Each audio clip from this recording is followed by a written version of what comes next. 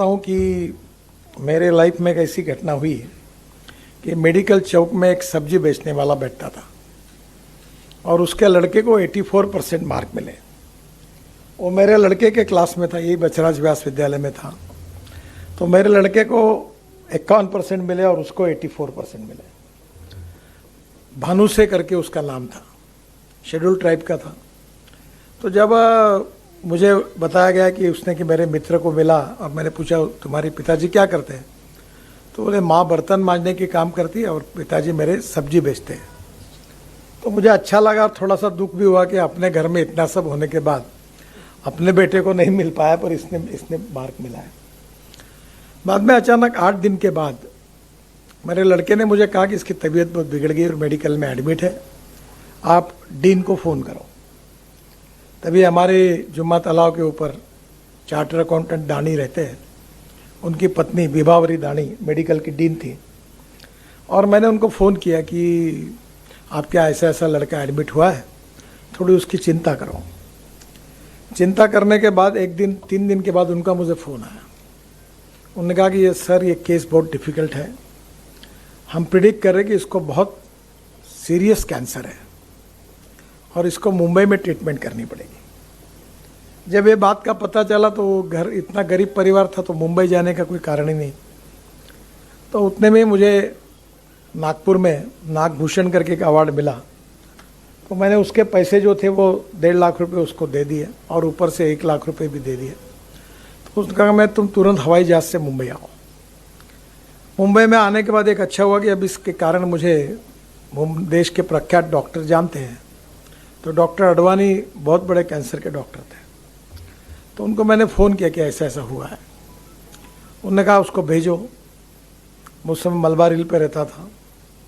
तो उसकी ट्रीटमेंट के लिए भेजा। डॉक्टर साहब ने बहुत मेहनत की। 3 महीने वो वहाँ ट्रीटमेंट ले रहा था और 3 महीने के बाद वो वापस आया और वापस मेरे घर पर वो रहने लगा। तो सुबह रोज़ एयर इंडिया की फ़्लाइट सुबह 6 बजे छुट्टी थी।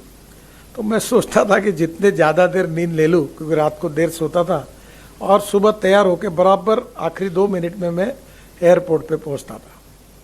तो मैं अचानक उठा तो सुबह उसके माताजी पिताजी, उनके माताजी पिताजी सब मेरे गाड़ी के सामने खड़े थे और ज़ोर से रो रहे थे।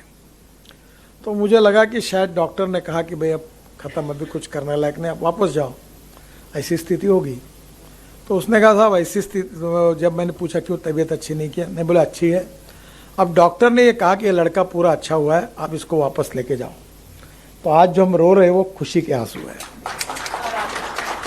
जब मैं वापस आया तो मैंने लड़के को पूछा अब तू क्या करेगा, तो बोले सर अब मुझे फार्मेसी में एडमिशन दिलाओ। मैंने बोला 12th में 84% मार्क मिले तो इंजीनियर क्यों नहीं बनता, तो अब मेरे पास पैसे कहाँ हैं। तो मैंने झट से फ़ोन उठाकर दत्ता मेघे साहब को फ़ोन किया और मैंने कहा ऐसा ऐसा लड़का है, मैं इसकी पूरी फ़ी देने के लिए तैयार हूँ, आप इसको इंजीनियर बनाओ। तो उन्होंने कहा आप क्यों देंगे, आप जो बोल रहे हैं आप उसको मेरे पास भेजो। दत्ता मेघे कॉलेज में वो इंजीनियर बना, एमटेक बना और आज दत्ता मेघे इंजीनियरिंग कॉलेज में वो लेक्चरर करके काम करता है और उसकी कैंसर भी दूर हो गया। अब वो अच्छा है, अभी इसी हमारे रिंग रोड पर मानेवाड़ा के उधर उसका फ्लैट है, शादी हो गई और वो एक सेटल हो गया। तो मुझे ऐसे बहुत से अनुभव आए। डाउनलोड करें अमर उजाला ऐप और पाएं खबरें लगातार। अगर आप ये वीडियो YouTube पर देख रहे हैं तो हमारे चैनल को सब्सक्राइब करें और बेल आइकन को दबाना ना भूलें। अगर आप Facebook पर ये वीडियो देख रहे हैं तो हमारे पेज को लाइक करें।